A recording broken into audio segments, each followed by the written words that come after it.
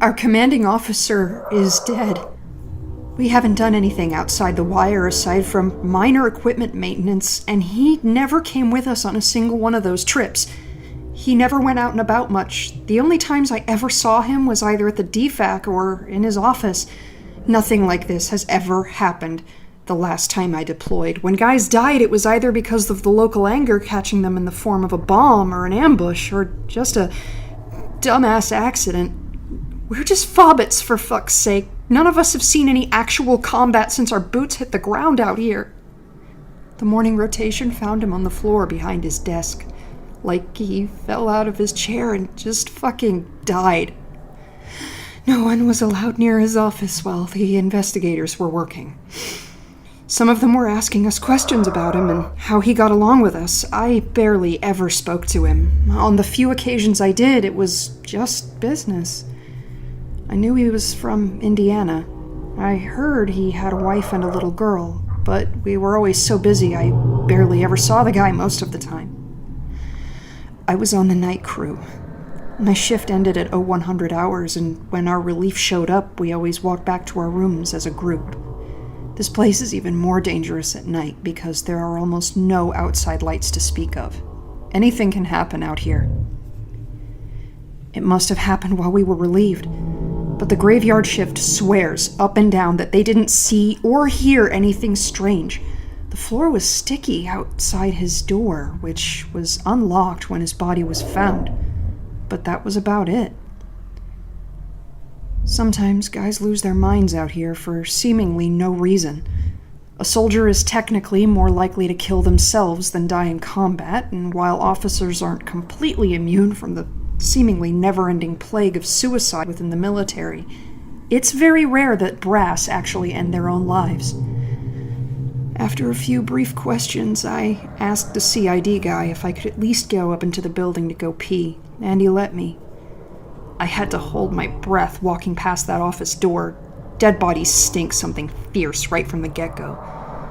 Within hours after dying, your muscles release and you shit yourself. It's not an urban legend. I've seen it happen before.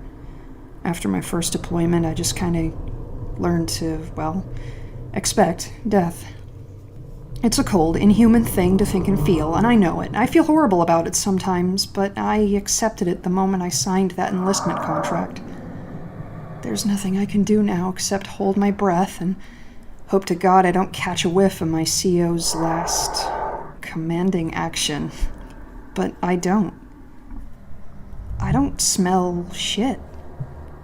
I skulk past his door on my way to the ladies' room with my lungs filled and my entire face scrunched up. I'm suddenly slapped upside the nostrils with the stench of burning garbage.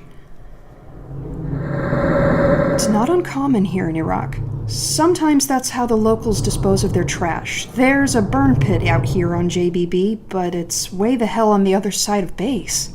And JBB is huge. It's practically two separate bases that are bisected by a large collective of airstrips and runways, where C-130s and C-17s take off and land constantly. It smells like a burn pit. And something else. We have a new CO on the way, but we don't know much about him. Supposedly, some greenhorn jackoff fresh out of West Point who wants to tell the entire army what's up. Yay! I just love barely competent and inexperienced fresh meat telling me how to do my job. But considering the circumstances of how he got the promotion, I'm not really in a position to complain. I had to give the whole lot a sexual harassment briefing in the conference room again. Sure, put that awkward burden on the only NCO in the building who so happened to have been born with a vagina. I'd like to think that they didn't mean to be insulting by appointing me for stuff like this, because these things have to be discussed, and I understand why. I just can't help but get this fucked up feeling that they're not even taking this seriously at all. Even though in the army a male soldier is just as likely, if not more so as a female, to be assaulted or harassed, none of them give a shit. Neither does the entire Department of Defense, for all anyone can rightly tell. Same old shit again, for the most part. I'm starting to think that the only real reason I'm actually subjecting everyone to death by PowerPoint about a subject we all know and love is an attempt to distract everyone from walking in on our old commander's still unresolved death. If that's the case, then I get it. I could use a distraction too. We all could. Throughout the entire briefing, however, I noticed that Private Gerard never once glanced up at the PowerPoint slides. He stared off into space like he was high off his ass on something, lost in wherever he happened to be in his own mind. I was nearly done anyway, but that didn't stop the NCO sitting next to him from giving a swift little kick to Gerard's ankle. Nothing hard, just enough to force him to wake the fuck up, as that NCO so delicately put it. Gerard jolted in his seat with an embarrassing little squeak of alarm, looked around the others, and then at me. Poor kid. He belongs in some comic book store playing tabletop games with his hygienically challenged Cheeto-eating friends, not on the other side of the planet. Certainly not like this. Fuck it, I sighed, waved the signature sheet in front of the whole room and told them to sign it and get the fuck out. The NCO who woke Gerard wanted to take him outside for a little corrective PT, but I told him that I can take care of it. Everyone left the room, probably thinking that I was going to do something mean to Gerard, but really, I just wanted to talk to him. "What's your problem?" I asked him. He took a breath. He hesitated. I was about to ask him again when he cut me off before I could speak, but I don't think he did it on purpose. I didn't want to believe it. His voice cracked. He was turning white before my eyes. I don't usually believe in that kind of thing, but I felt like... His jaw wagged open and closed a few times, like that of a fish. I just had to try. Try what, Gerard? Whatever he was afraid of, I could feel it. It was thickening in the air all around me and in my own lungs as well. I don't want to overdo it with this kid, but I'm starting to feel sick inside. Do we need to have a chat with the first sergeant? He shook his head, his lips flapping side to side from shaking so fervently. Are you thinking of hurting yourself? As an NCO, I have to ask. It's my job. And if he does hurt himself, it's my ass. He shook his head one more time, scrunched up his face like he was fighting to keep something the hell out. Oh, Jesus Christ on crystal meth, he knows something.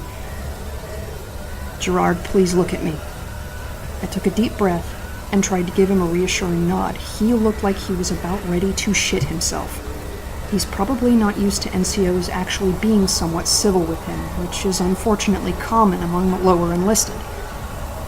Gerard, I asked calmly, can you tell me what happened? His face went from white to red in about 2 seconds, and his eyes widened like he was choking to death. I quickly took a step back because I wasn't sure if he was about ready to hit me or have a seizure. What the fuck is eating him? No sooner did I yell out for help than Private Gerard hit the floor. Sure enough, he was actually having a fucking seizure.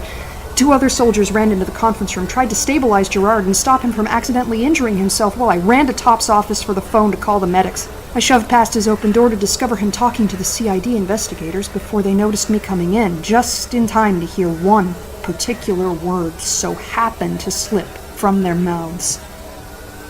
Homicide. I can only assume they were following up regarding the commander's sudden death. Seems a little fast if you ask me. I didn't mean to interrupt them. I had no idea they were even here. But as soon as I alerted them to the matter of Gerard's seizure, they took off into the conference room for help. When I reached across the first sergeant's desk for the phone, that's when I saw the crime scene photos underhand.